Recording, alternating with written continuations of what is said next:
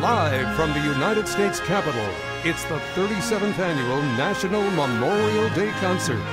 And now, here are tonight's hosts, Tony Award nominee Mary McCormick and Emmy Award winner Gary Sinise. Tonight, the National Memorial Day Concert is dedicated to all who have served and sacrificed since the dawn of our nation 250 years ago. And now, please rise, in body or in spirit, for our national anthem, performed by Grammy Award nominee Mickey Guyton.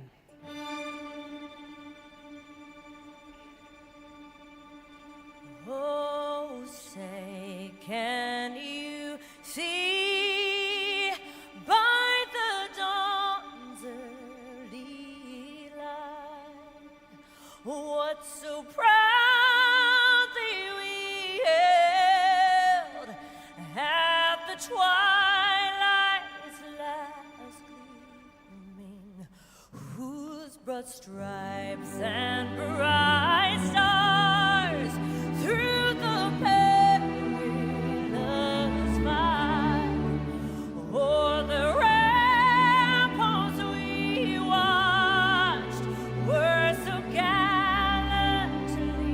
streaming, and the rockets spread glare, the bombs bursting in air gave proof through the night that our flag was still there, still there.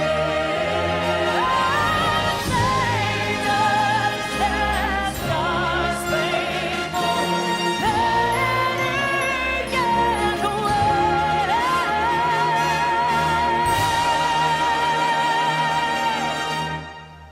o'er the land of the free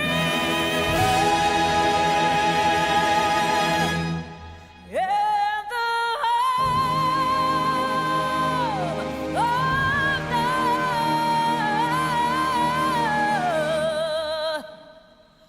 brave.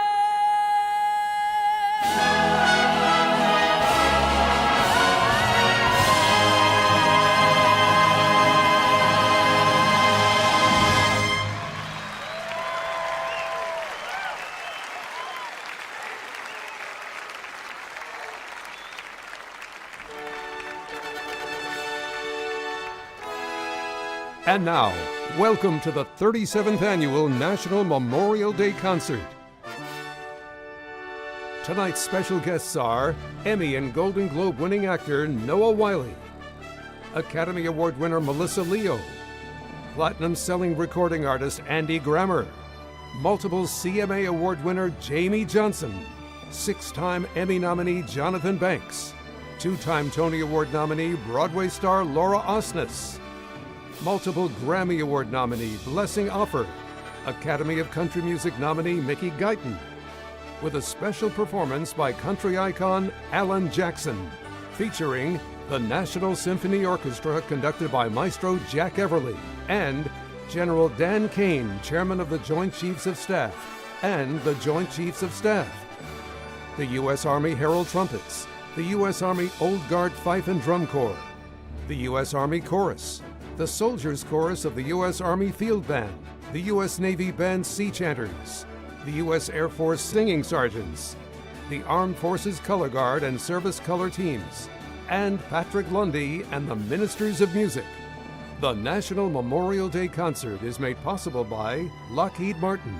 For more than 2 centuries, brave Americans have served our country, protecting what matters most. Every day we are inspired by those who gave their all, making the ultimate sacrifice. This Memorial Day, we pay tribute to their courage and unwavering commitment to our country. At Lockheed Martin, we honor all those who made our future possible and keep us safe today. And by The Horatio Alger Association of Distinguished Americans honors all who serve, including 236 of its esteemed members. Since 1947, the Horatio Alger Award has been presented to outstanding Americans who embody the American dream, built on hard work, perseverance, and success. Through them, the association has awarded $275 million in scholarships to enable 38,000 youth to pursue their American dream through higher education. And by the National Park Service, Department of the Army, General Dynamics, and by contributions to your PBS station from viewers like you. Thank you.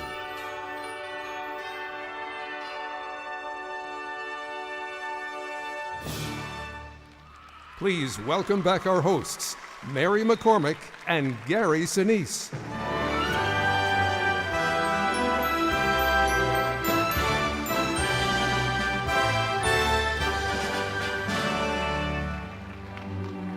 Welcome to the 2026 National Memorial Day Concert, an event that has been so appropriately called America's Memorial Service for the Nation, a way to honor all our heroes and America's Gold Star families. As longtime viewers of this concert know, Joe Mantegna and I traditionally co-host together. Although Joe is unable to be with us this year, my co-host this evening is my friend, a proud daughter of a U.S. Marine, Mary McCormick. Mary, welcome. Thank you, Gary. Thank you. This year's concert has a special meaning for all Americans. For tonight, we remember the many challenges our nation has overcome in its 250-year history. From the Minutemen who faced those first gunshots at Lexington and Concord that started us on our path to independence, to those serving around the world today in harm's way, every generation has unselfishly answered the call. We cannot ever truly repay the debt we owe these warriors. They have made us a great nation. So please join us in tribute to all who have served, are currently in uniform, and all those about to enter our armed forces. Let's show them all our appreciation.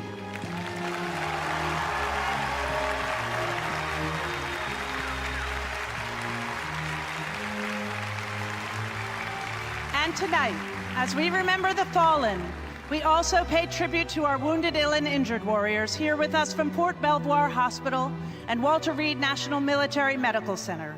Please join us in showing our appreciation for all these American heroes.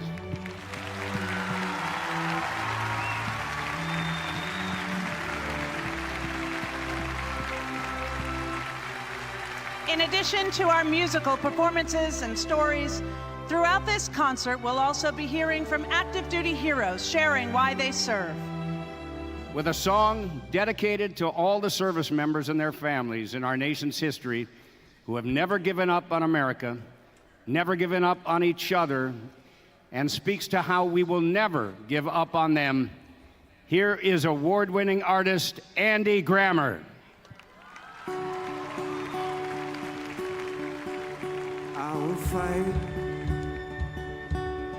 I will fight for you. I always do until my heart is black and blue. And I will stay. I will stay with you. We'll make it to the other side like lovers do. And I'll reach my hands out in the dark and wait for yours to enter like I wait for you. I'll wait for you. 'Cause I'm not giving up. I'm not giving up, no, not yet. Even when I'm down to my last breath. Even when they say there's nothing left. So don't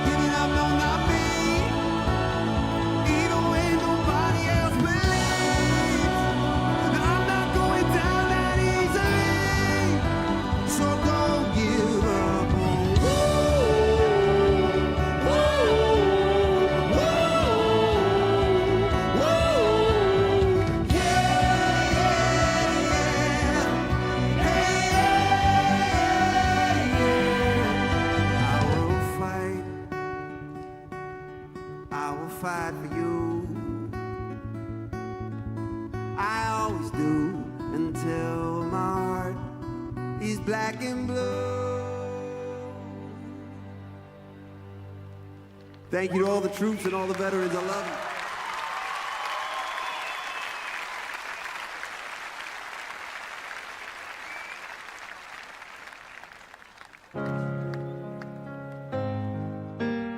Our founding fathers were optimistic. I mean, they had a dream and they believed that something like the United States of America was possible. And thinking about those who have paid the ultimate sacrifice and those who have gone before us, freedom is not free.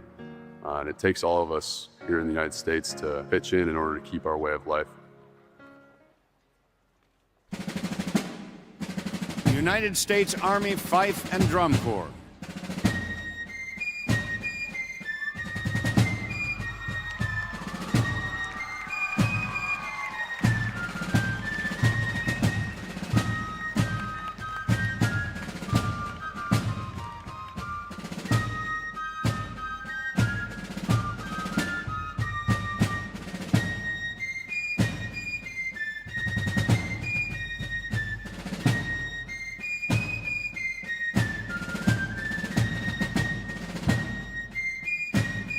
On the evening of March 5th, 1770, tensions in Boston over oppressive taxation and military occupation exploded into what came to be known as the Boston Massacre. Over the next 5 years, the taxes and restrictions imposed by the British Crown on American liberty became unbearable. Then, on the morning of April 19, 1775, shots fired on the Commons of Lexington, Massachusetts began what has been called the most influential revolution in world history. On July 2nd, 1776, the Continental Congress declared that all ties between America and England should be permanently dissolved. 2 days later, the Declaration of Independence was proclaimed in Philadelphia. From the beginning, the fate of the new nation was by no means a foregone conclusion. The odds were stacked against us, yet ordinary men and women proved willing to risk their lives, their fortunes, and their sacred honor for a powerful idea that shaped our identity. Few people, said newly appointed Continental Army Commander George Washington, know the predicament we are in. The fate of unborn millions will now depend under God on the courage and conduct of this army. One soldier, 17-year-old Joseph Plum Martin of Connecticut Militia, left an unforgettable record of those devastating 8 years of war. Here to tell his story is Emmy-winning actor Noah Wiley. I was 15 when I heard about Lexington and Concord. Wanted to sign up right then, but my grandsire forbade it. If you don't let me join, I told him, I'll run away and become a privateer instead. That changed his mind quick. In June 1776, I was bound for New York to serve under General Washington. I was what I always longed to be, a soldier. All I desired was to prove myself equal to my profession. They said the British Army at New York was reinforced by 15,000 men. I didn't care if there had been 15 times 15,000. I never thought about the numbers. In my opinion, we were Americans, and we were invincible. When we got to Long Island, the British poured canister and grape shot upon us like a shower of hail. The enemy drove our men into a creek at high tide. As many were drowned as killed. My first job in the Army was to fish out the corpses. That scrape was barely over when they hit us again at Kips Bay. Our people were all militia. The demons of fear and disorder seemed to take full possession of anything and everything on that day. When the British fleet let loose with their cannons, I thought the sound would blow my head off.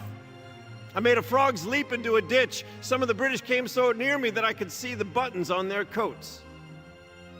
They drove us clear out of New York, all the way up to Harlem Heights. During the retreat, one of the men complained about being hungry. This colonel put a hand inside his coat pocket. He took out a piece of Indian corn burned black as coal. Here, he said, eat this and learn to be a soldier. People nowadays, they read the history of the great men. and they think they know what those 8 years of war were like. But nobody could know who wasn't there. Nobody who wasn't a soldier. Everywhere the British went, they left a trail of devastation. Cattle killed and laying about in the fields and pastures, tools hacked apart, barns broken to pieces, wells filled up, families butchered where they stood. I saw towns laid in ashes, people murdered and cast into their burning houses. After the fire was out, I saw families scrambling to find the bones of their relatives among the rubbish. I saw men split like fish to be broiled when they stooped behind the breastworks, but didn't stoop low enough. I saw a shell pass in front of a man's face without touching him. Didn't break an inch of skin, but shattered his skull all to pieces. He fell dead into a trench. And I remember the first man I shot. Took my aim directly between his shoulders, as true as I ever did at any animal in my life. The fire and smoke blinded me, but he dropped dead just the same. I read a pamphlet once where it said the revolution was a time that tried men's souls. Well, I'm here to tell you, it tried men's bodies just as hard. There were plenty who left when their enlistments were up. Some didn't even wait that long. But there were plenty who stayed. In October 1781, we marched to Williamsburg to join General Lafayette and pay the British a visit at Yorktown. The watchword was Rochambeau, the name of the French commander, and if you said it fast, it sounded like, "Rush on, boys!" And that's exactly what we did. There was no stopping us. The British surrendered 3 days later. We were marched onto the parade ground across from the French forces. The lobsterbacks tried to pay us no attention, and then General Lafayette had the band strike up Yankee Doodle. When they heard that, the British turned and they saw us. Us. Common soldiers, farmers, shopkeepers, Americans. What they called a rabble in arms. Well, that rabble had just defeated the most powerful empire known to creation. I confess there was as much sorrow as joy on the occasion. We had lived together as brothers, shared the dangers and sufferings of a soldier's life, and now we were to be parted forever. Every private soldier in an army thinks his service as important as that of the most influential general, and why not? What could officers do without such men? Nothing at all. We wore ourselves out with fatigues and hardships, but it was the fight that mattered, not only for ourselves, but for the generations that would come after us. It still seems a miracle to me how an army of volunteers, starved, naked, suffering everything short of death, and thousands even that, should be able to persevere through 8 years of war and win a country. But we did. And that country is called the United States of America.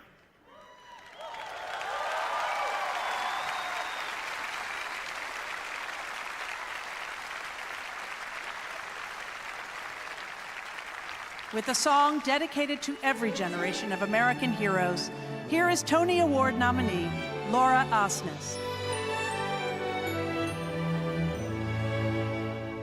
My country, 'tis of thee, sweet land of liberty, of thee I sing. Land where my fathers died, land of the Pilgrim's pride, from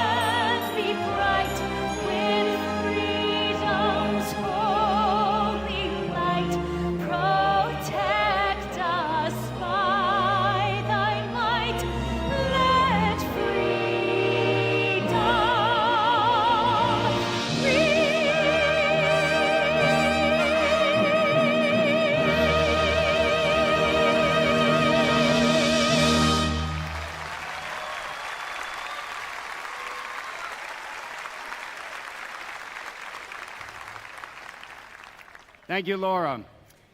Please also join me in thanking America's Orchestra, the National Symphony Orchestra, once again under the direction of Maestro Jack Everly.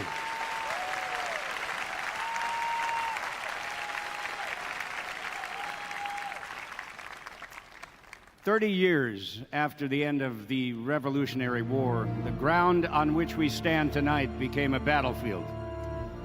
British troops captured Washington, D.C., and set fire to the White House and the U.S. Capitol at the height of the War of 1812.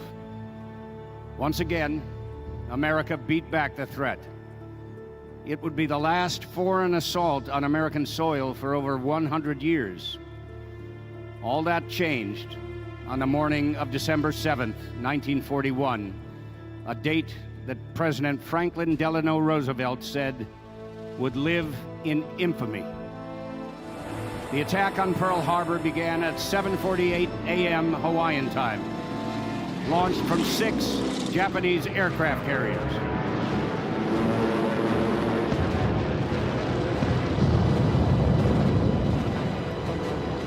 By the end of the attack, the U.S. Pacific Fleet and our naval aircraft were decimated. Over 2,400 Americans were dead, and more than 1,000 were wounded. The next day, the United States Congress declared war on Japan. War on Germany and Italy followed 3 days later. One of the U.S. Navy sailors in Pearl Harbor that day was a young man of 18, Chuck Kohler. Here to tell his story is acclaimed actor Jonathan Banks.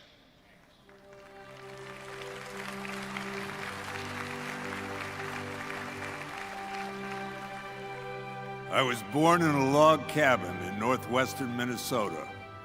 My parents were dirt farmers, sharecroppers. It wasn't the kind of life I wanted to live. I knew there was something better somewhere, at least for me.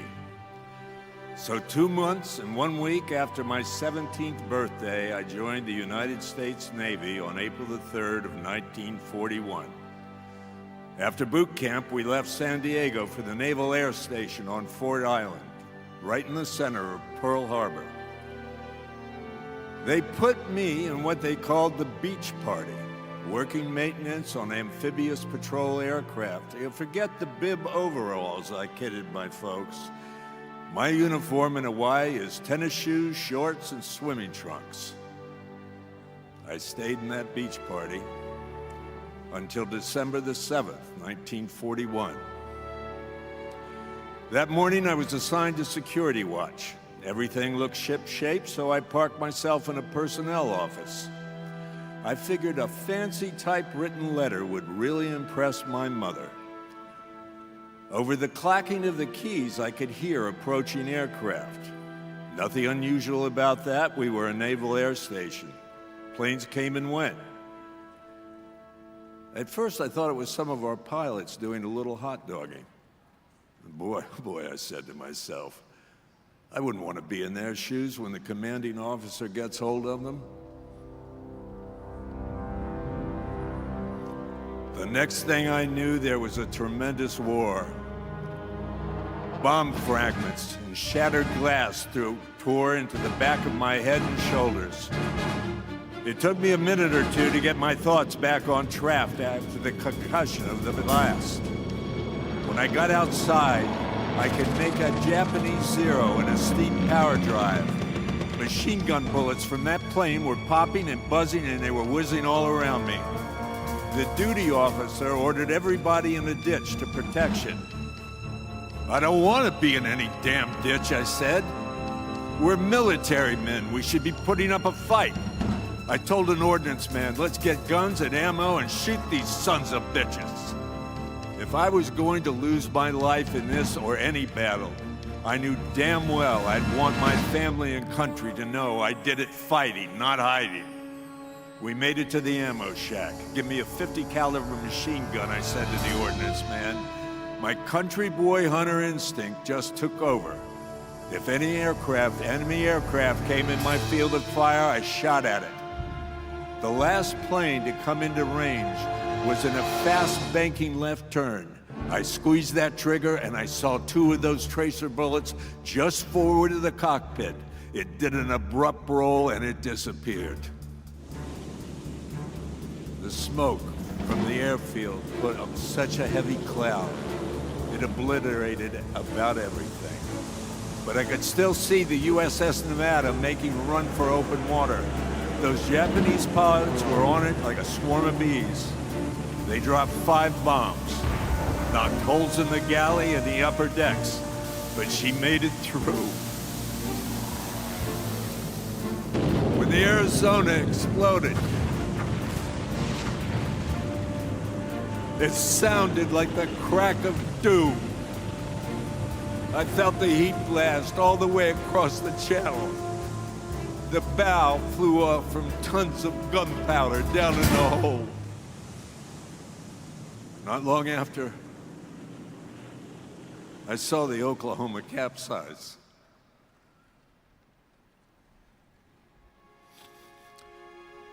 "400 men were trapped on that ship when it rolled over. Nobody could get to them in time. It took days to recover all the bodies floating in water.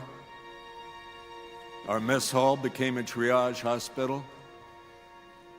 The corpses were stacked up in piles like cordwood. That's a sight you never forget. When I went to my duty station that morning, I was a 17-year-old sailor boy trying to be a military man. When it was over, I think I was going on about 34. But I can tell you, I was grateful to be a part of the response to the attack on December the 7th. And I stayed part of the fight straight to the end. Last thing I did was participate in the surrender of a Japanese garrison on an atoll in the Marshall Islands. We hauled down their flag and raised the Stars and Stripes. When my service to my country ended, I left the war behind me, got busy trying to build a civilian life. I figured what we did had to be done, and now that was over. It was finished. I packed it all away in a box and closed the lid on it and put it aside and forgot about it. And it stayed that way for 64 years. Until my daughter took me back to Pearl Harbor. There on the honor wall of the USS Arizona Memorial were the names of the 1,176 men who gave their lives in action on that ship. I looked down at the sunken hull rusting on the bottom of the harbor and made a solemn promise to the heroes who died that day. I would do everything I could to bring them honor and remembrance they deserved. When I finally started to talk about my experience as a Pearl Harbor survivor, people asked me if I'd be willing to share my story with young people. They said if veterans don't share their experience with their children, their grandchildren, with students at school, then that history will die with them. So I thought, if I don't do it now, who? When? But I do not do this alone. The spirit of 2,400 others pushes me on. Otherwise, they'd be forgotten. And none of them should be forgotten. From the very beginning, brave Americans have answered the call of the country. They stepped forward, put on a uniform, laid their lives on the line, and made the ultimate sacrifice so others could experience the liberties and freedoms they themselves might never see. I stand on their shoulders. We stand on their shoulders. All of us, every American.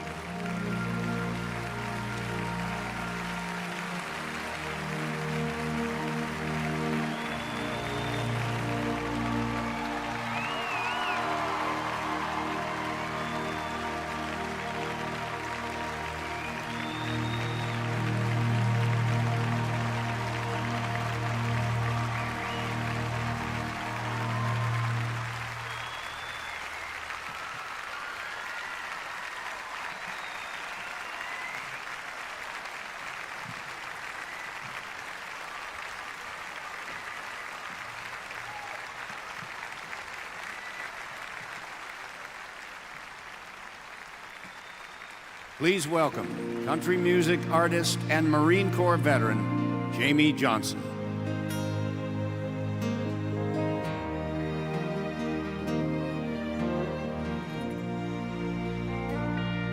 I said, Grandpa, what's this picture here? It's all black and white, and it ain't real clear. Is that you there? He said, yeah, I was 11. And times were tough back in 35.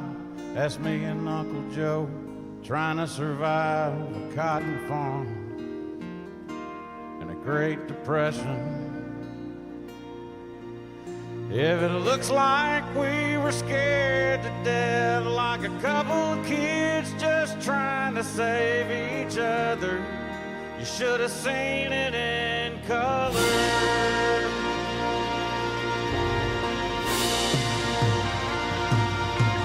On this one here is taken overseas in the middle of hell, 1943, in the wintertime.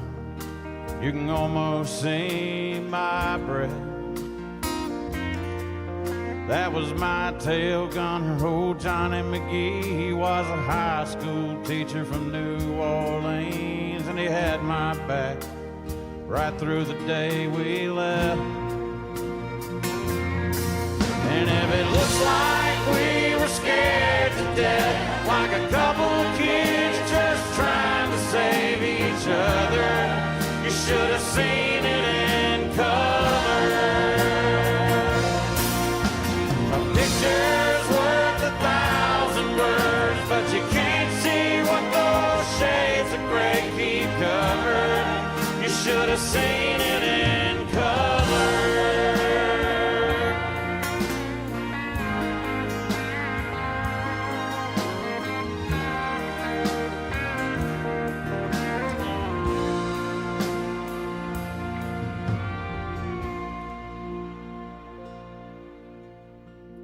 This one is my favorite one. This is me and Grandma in the summer sun, all dressed up the day we said our vows.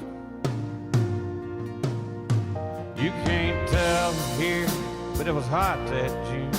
That rose was red and her eyes were blue, and just look at that smile. Oh, I was so proud. That's the story of my life. Right there in black and white. And if it looks like we were scared to death, like a couple of kids just trying to save each other, you should have seen it in color. The picture's worth 1,000 words, but you can't see what those shades of gray keep covering. You should have seen it in color.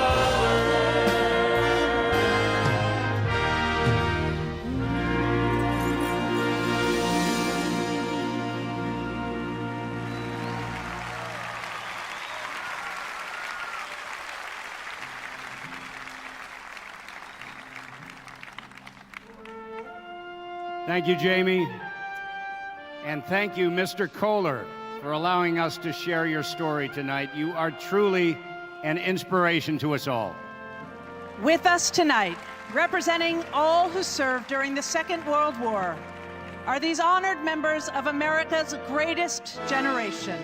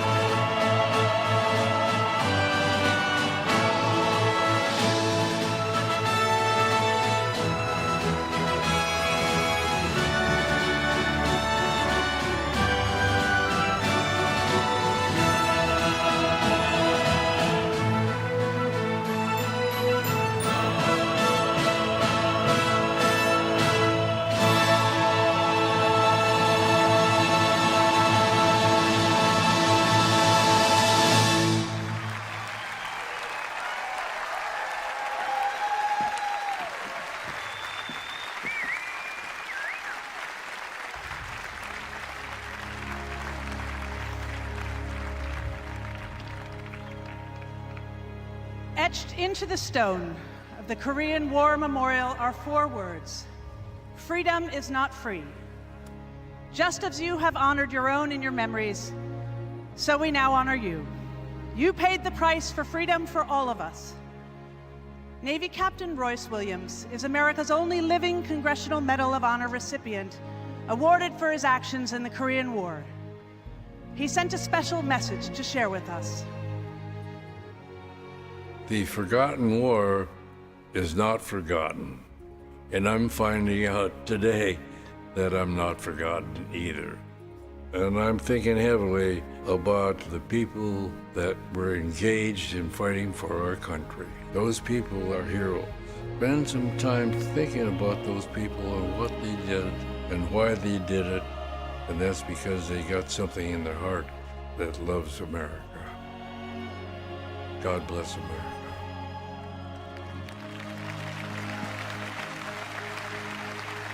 Also joining us tonight in person are distinguished veterans of that war. Please rise and thank not only these brave American heroes, but also their fellow patriots across the country.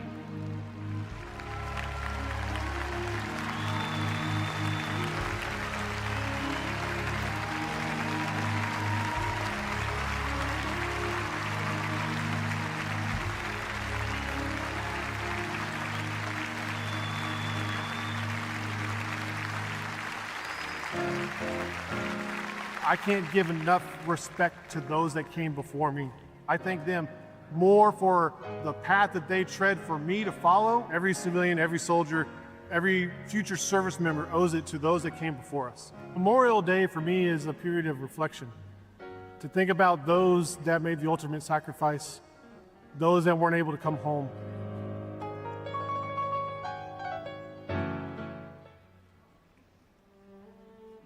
Tonight, as we honor the bravery of over 9 million men and women who served in our armed forces during the Vietnam War era, we also shine the spotlight on their service after the war. Many of them dedicated themselves to connecting with and making a difference for those who brought home visible and invisible wounds of war. But they did so much more than just help our wounded warriors. With their advocacy, they changed support systems and created new ones for veterans of their own generation and those that followed. Like the vet centers, where counseling without labels got many veterans through the door, where they could feel there was no shame in asking for help. Their work and their mentoring of younger warriors has created a new model of heroism. With Gary tonight are 2 heroes: Vietnam War veteran Jim Mayer and Iraq War veteran Eric Castro.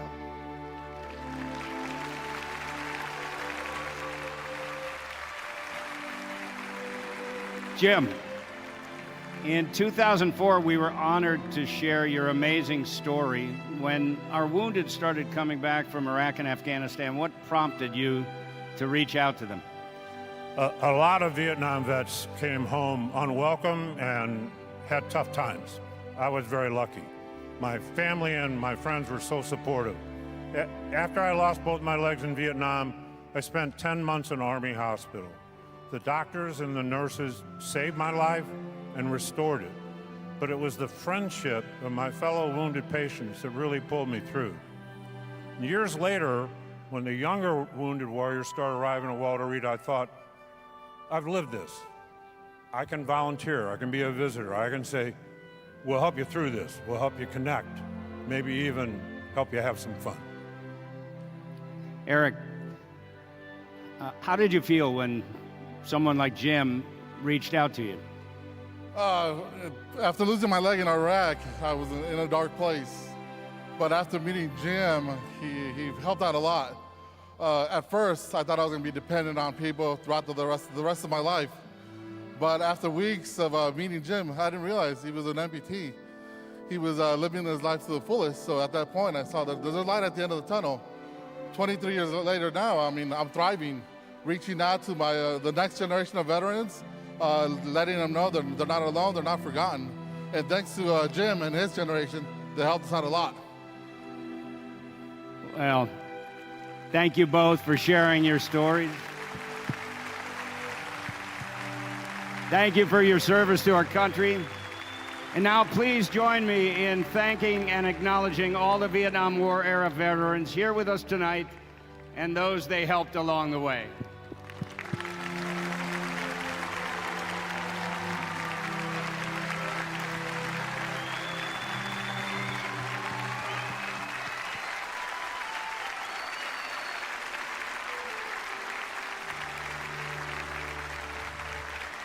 With a song dedicated to all those we just honored, please welcome multiple Grammy nominee, Blessing Offor.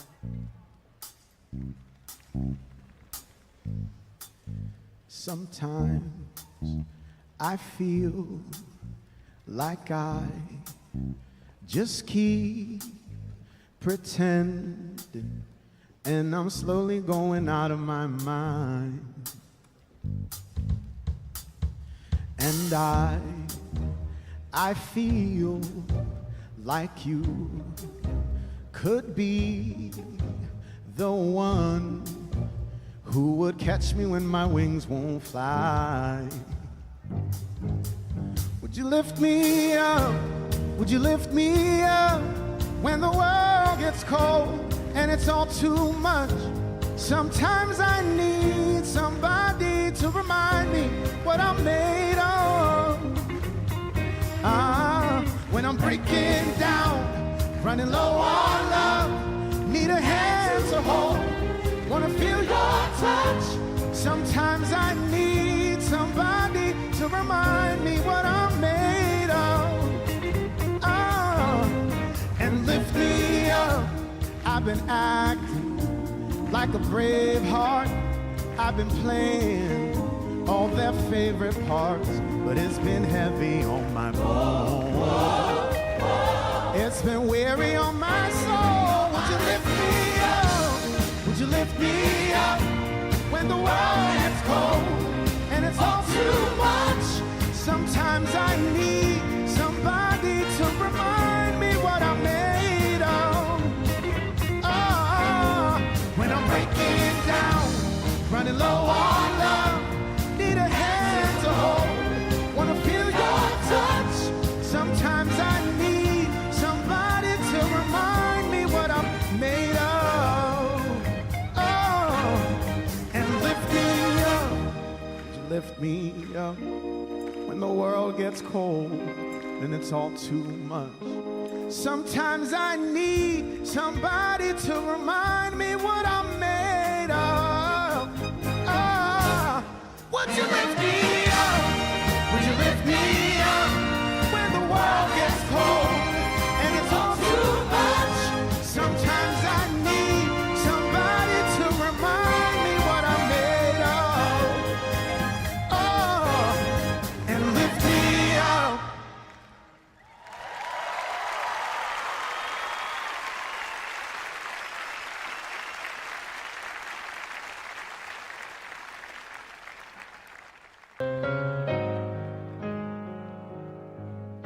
When 9/11 happened, I was in 9th grade. And I remember everyone getting pulled into the gymnasium when we heard the news that the World Trade Center had been attacked. As Americans, we're not untouchable, but we came together and you felt that sense of community. You felt that sense of brotherhood. People putting aside their differences to come together for a common cause. You know, we're all Americans. 25 years later, I'm in the military now, serving America and fighting for our freedom.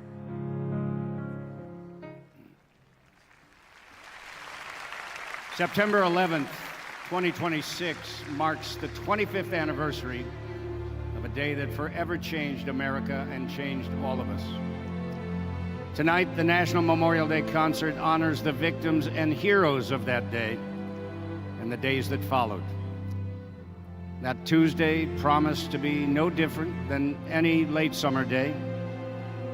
People headed to work as they always did, dropped off their children at school, looked forward to that night's baseball games. Then a bright, ordinary morning suddenly transformed into America's darkest hours. 27 left, middle land, 230 at 20.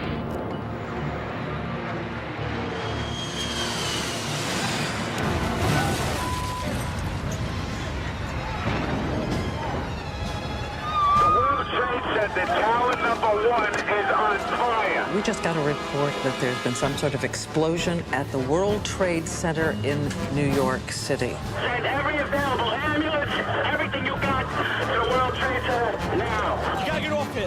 Keep going, all right? Keep going. Fire crews are descending on this area. Oh my God. That looks like a second plane.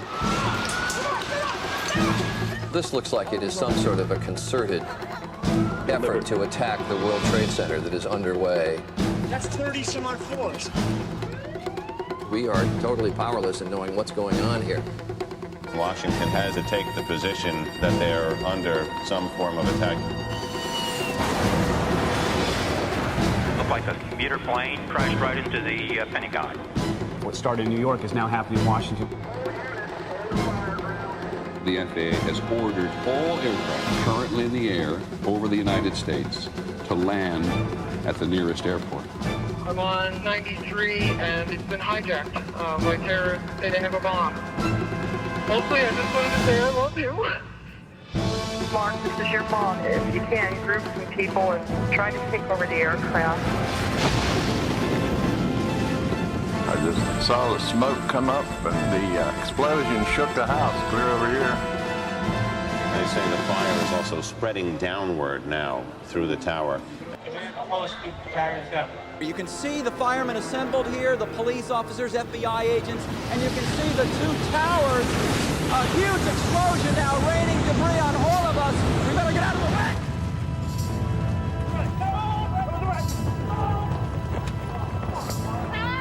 The second building that was hit by the plane has just completely collapsed.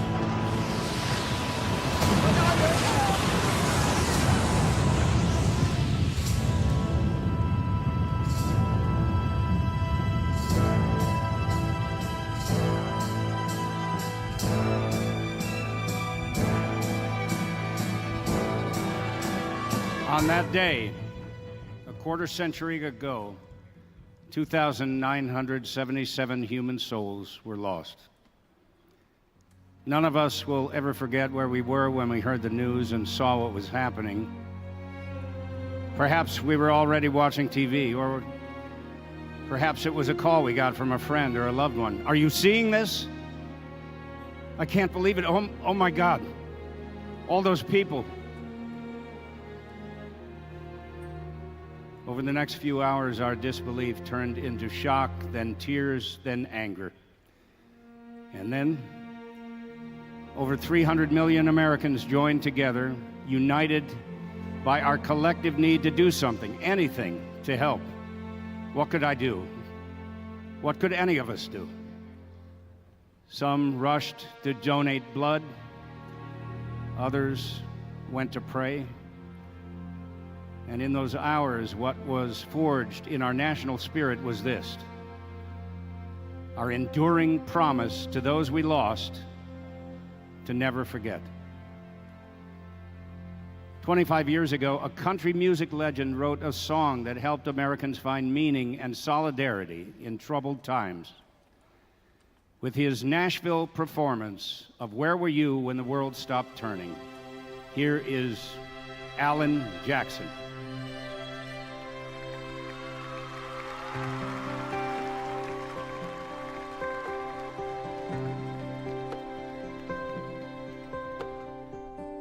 Where were you when the world stopped turning on that September day? Were you in the yard with your wife and children working on some stage in L.A.? Did you stand there in shock at the sight of that black smoke rising against that blue sky? Did you shout out in anger and fear for your neighbor? Or did you just sit down and cry? Did you weep for the children that lost their dear loved ones? Pray for the ones who don't know? Did you rejoice for the people who walk from the rubble, sob for the ones left below? Did you burst out with pride for the red, white, and blue, the heroes who died just doing what they do? Did you look up to heaven for some kind of answer, look at yourself and what really matters. I'm just a singer of simple songs. I'm not a real political man. I watch CNN, but I'm not sure I can tell you the difference in Iraq and Iran. But I know Jesus and I talk to God, and I remember this from when I was young. Faith, hope, and love are some good things He gave us. The greatest is love. Where were you when the world stopped turning on that September day? Teaching a class full of innocent children, driving down some cold interstate. Did you feel guilty because you're a survivor? In a crowded room, did you feel alone? Did you call up your mother and tell her you loved her? Did you dust off that Bible at home? Did you open your eyes, hope it never happened, close your eyes and not go to sleep?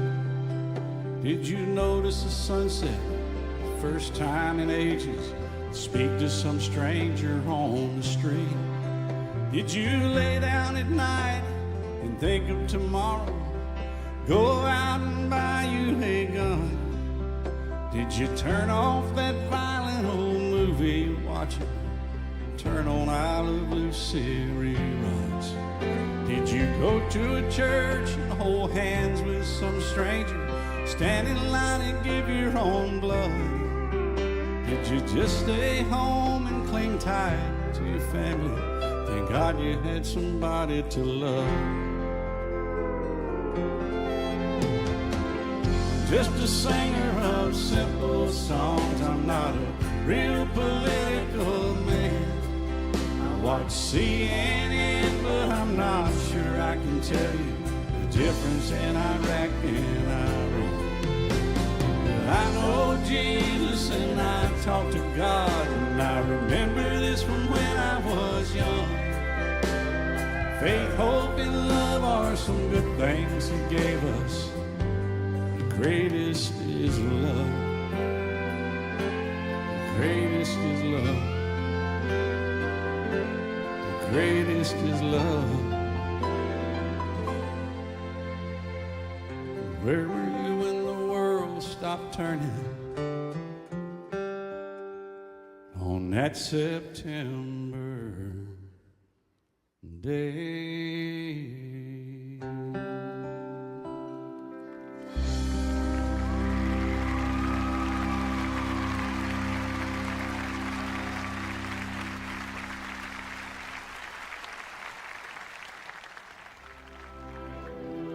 There were so many Americans who leapt into action on September 11th in New York, on Flight 93, and not too far from here at the nerve center of our national defense. One of the heroes at the Pentagon that day was Lieutenant Colonel Patricia Horoho. To share her story, here is Academy Award-winning actress Melissa Leo.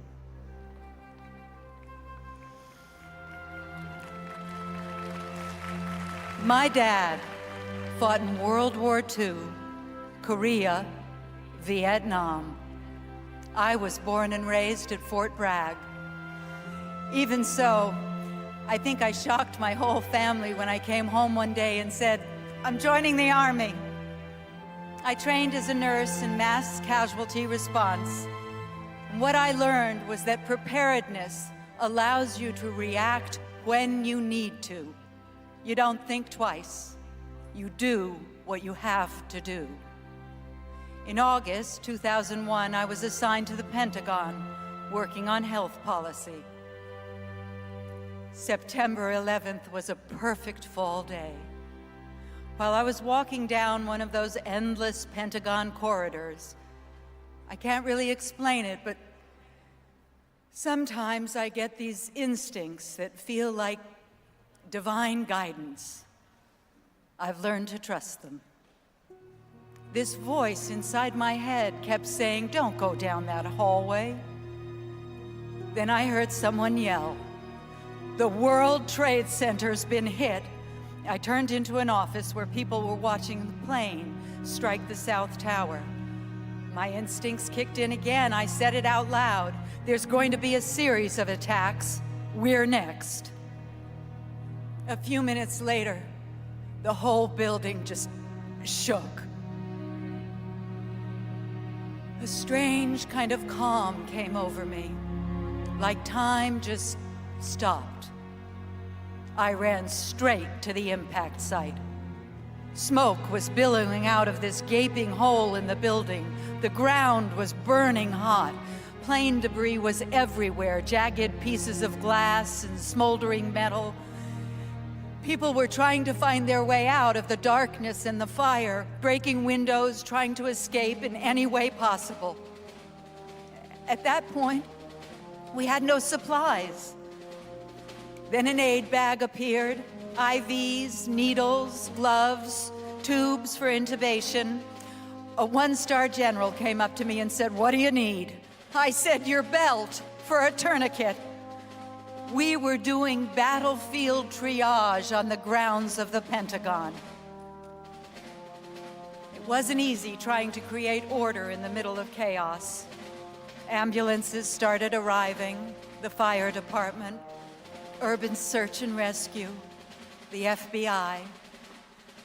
By the time all air traffic was grounded, we'd gotten a host of severely burned patients out by airlift with a fighting chance to survive.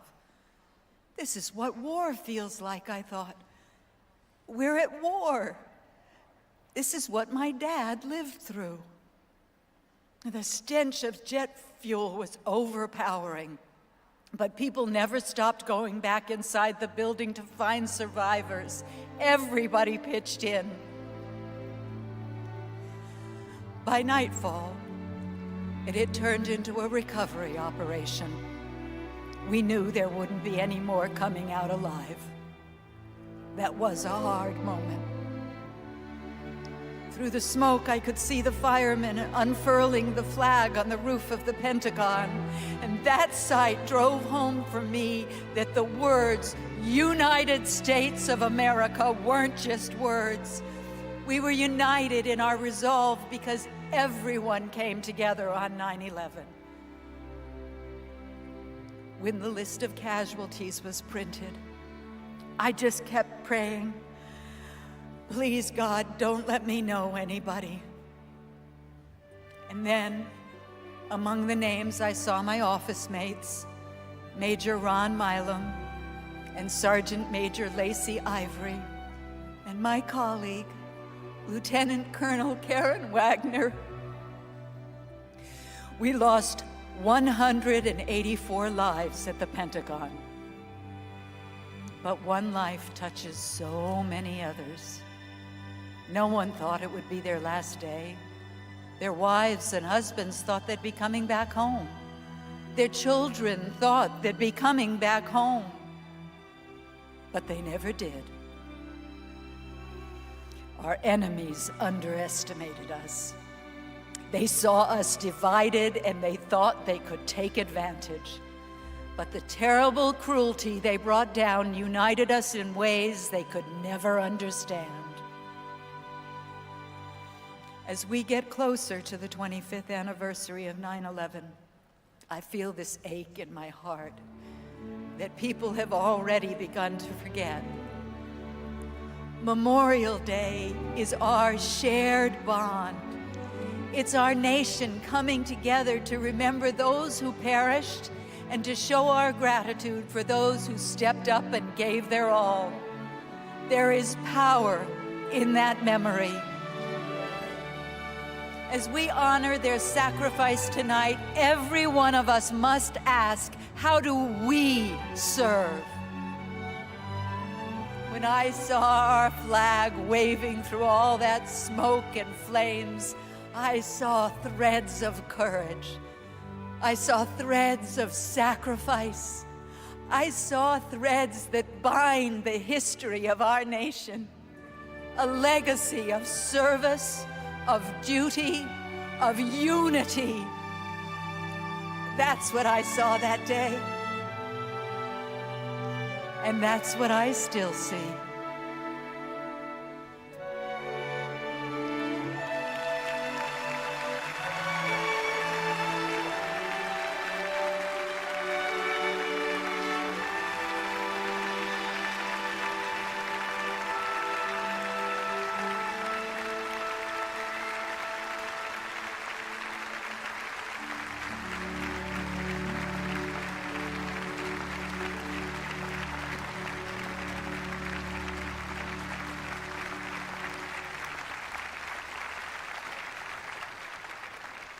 There were so many heroes that day, military and civilians, first responders, a community of Americans coming together to do whatever was needed to help and then begin to heal. And just as we will never forget the horrors of that day, we will always remember the actions and goodwill in the days, the weeks, the months, and even the years that followed. Please rise and join us in thanking and honoring those who answered the call in New York, the Pentagon, and Shanksville, and who represent all those who did so across the nation.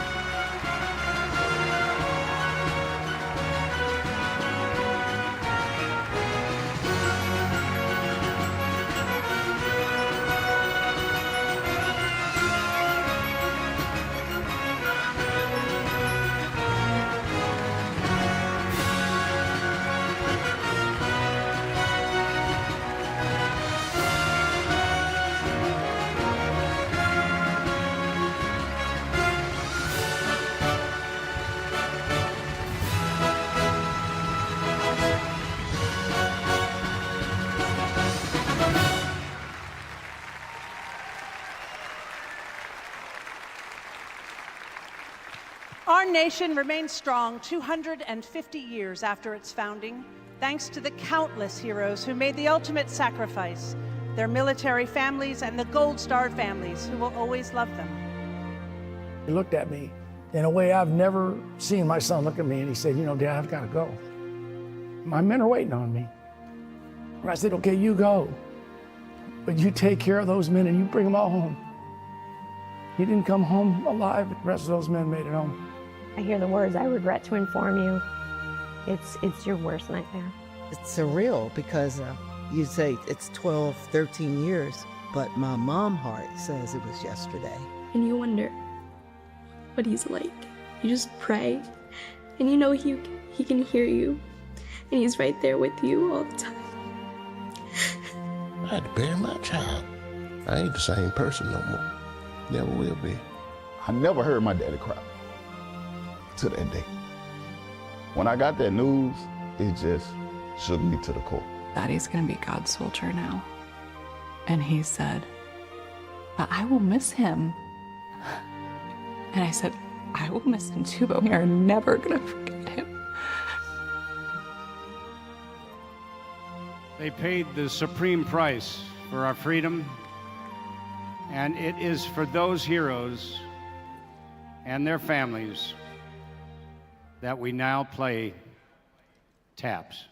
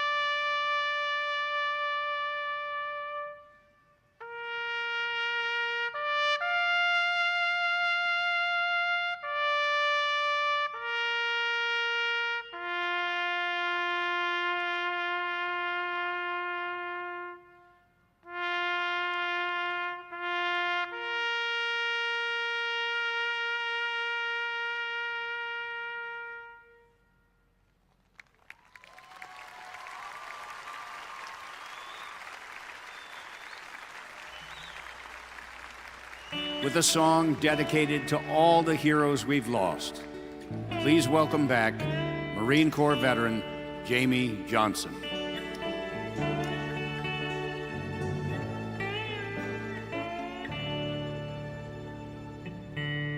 I have seen my last tomorrow. I am holding my last breath. Goodbye, sweet world of sorrow. My new life begins with death. I am standing on the mountain. I can hear the angels' song. I am reaching over Jordan. Take my hand, Lord, lead me home. We all love Mike, and we honor his selfless service for this country every day. Memorial Day for them is probably the most important day of the year. All my burdens are behind me. I have prayed my final prayer. Don't you cry over my body, 'cause that ain't me lying there. No, I am standing on the mountain.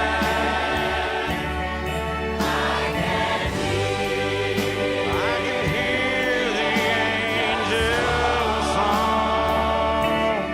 I am reaching over Jordan. Take my hand, Lord, lead me home. I am standing on the mountain. I can hear the angels' song. I am reaching over Jordan.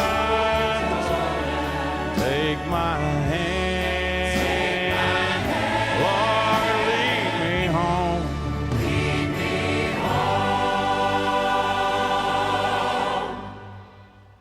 Take my hand, Lord, lead me home.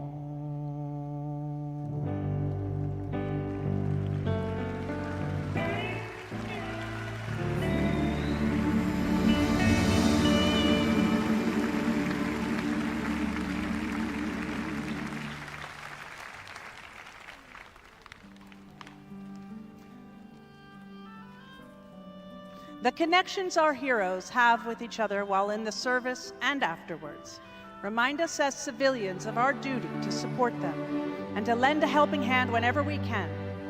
That means reaching out to America's Gold Star families, for they are the ones who, through the willingness of their loved ones to serve and sacrifice, have kept the dream of the United States of America alive.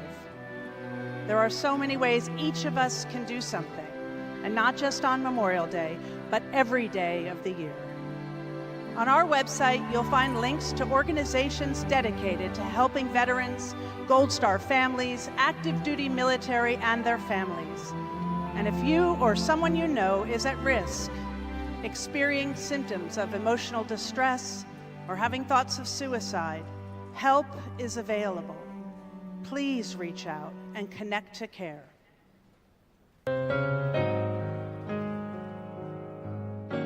I serve for the next generation to have the same freedoms and liberties that I have been afforded throughout my lifetime. It comes back to those 3 core values: honor, courage, and commitment. We're there for our freedom. We're there to protect and serve. And it's just, that's the end goal for everybody, regardless of where they're coming from. Why I serve really is to protect my home, to protect my family, to protect my community, and protect my way of life and our values here in the United States of America. As is a tradition from the beginning of the National Memorial Day concert, we now salute all the men and women from every branch of our armed services. Please welcome our nation's top military advisors, the Joint Chiefs of Staff.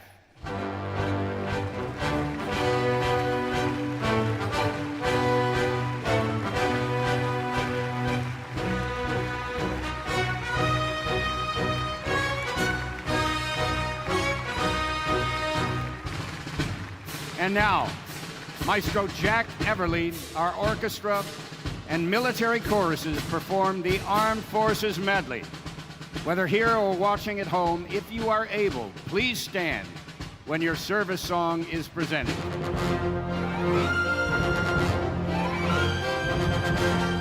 United States Coast Guard.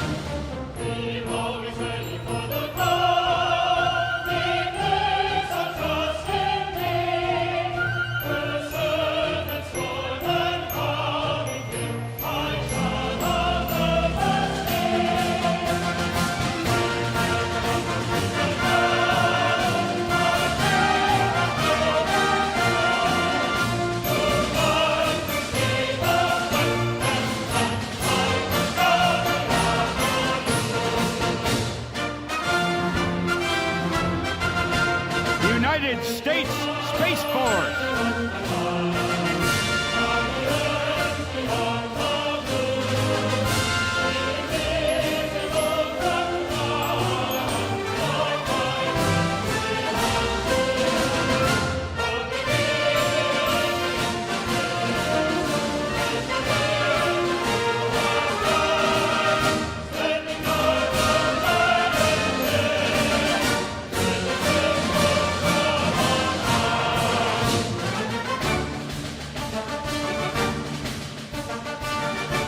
United States Air Force.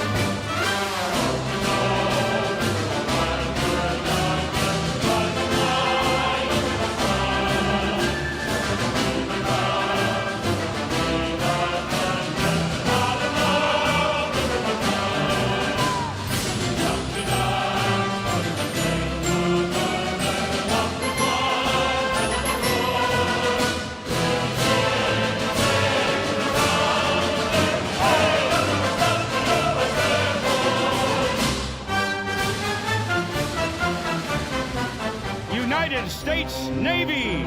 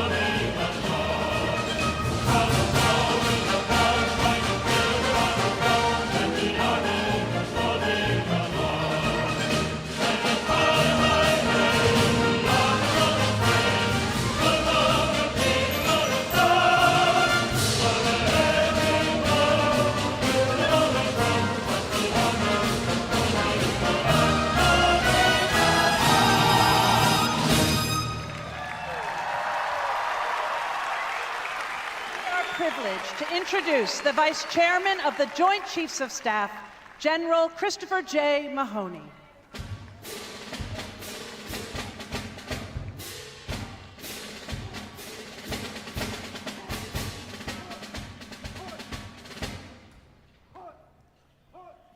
And now, it is our honor to introduce the distinguished Chairman of the Joint Chiefs of Staff. Please welcome General Dan Kane.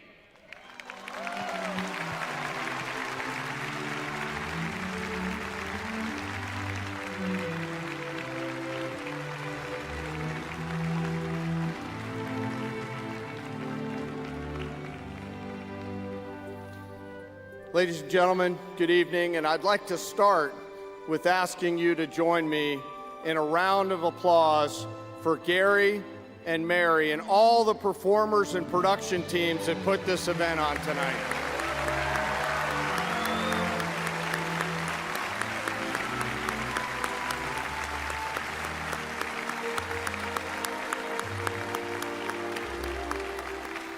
I am incredibly humbled and grateful to stand tonight alongside America's Joint Chiefs of Staff to honor the unbroken chain of service that stretches back 250 years, and the more than 1 million Americans who paid the ultimate sacrifice for our nation and our freedoms. To us, they are brothers and sisters. Names like Gilbert, Zerby, Brown, Harvell, Zembic, Nick, and Czech, who we were honored to fight alongside. Tonight, we pay special tribute to the 14 Americans who lost their lives during Operation Epic Fury. To the families they left behind, there will always be an empty chair at the dinner table, and we will always remember them. The tributes tonight to the patriots of the Revolution, to the heroes who mobilized after Pearl Harbor, and to those who ran into burning buildings on 9/11 and responded after, we remember, and those standing behind me were there. Remember us for that 250 years that America's armed forces and our first responders have always stood up, and when asked the question, who will go, they have always said, send me. Sacrificing themselves so that others may live. Let us strive to live a life worthy of their incredible sacrifice. Let us forever honor their gift of a perfect American example. Ladies and gentlemen, on behalf of the 2.8 million men and women who proudly serve today, let us remember those currently deployed right now as we're here on this incredible evening celebrating our country.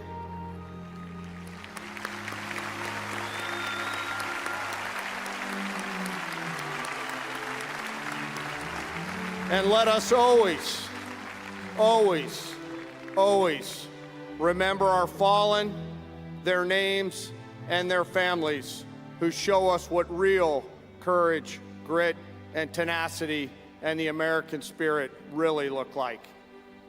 God bless America, and may God bless our joint force. And happy 250th birthday, America. Thank you.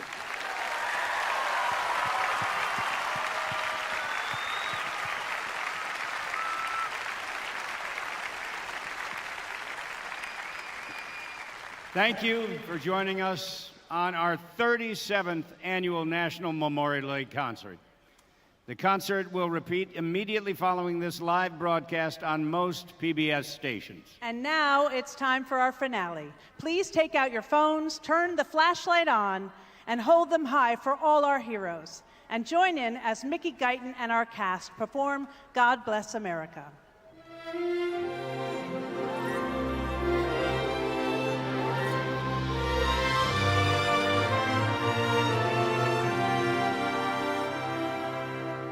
God bless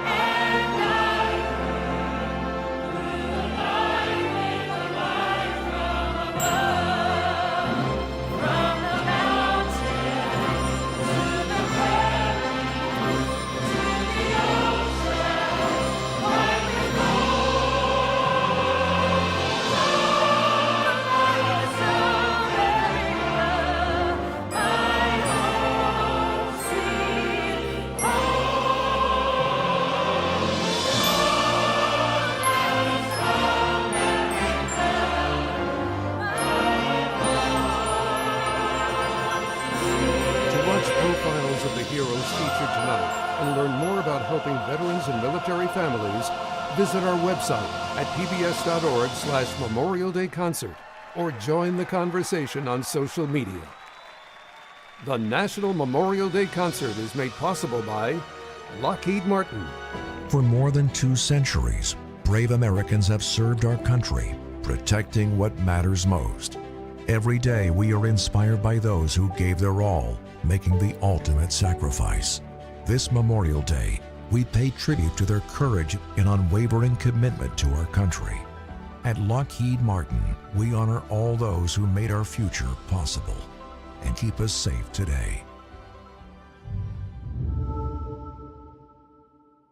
And by the Horatio Alger Association of Distinguished Americans honors all who serve, including 236 of its esteemed members. Since 1947, the Horatio Alger Award has been presented to outstanding Americans who embody the American dream, built on hard work, perseverance, and success. Through them, the association has awarded $275 million in scholarships to enable 38,000 youth to pursue their American dream through higher education.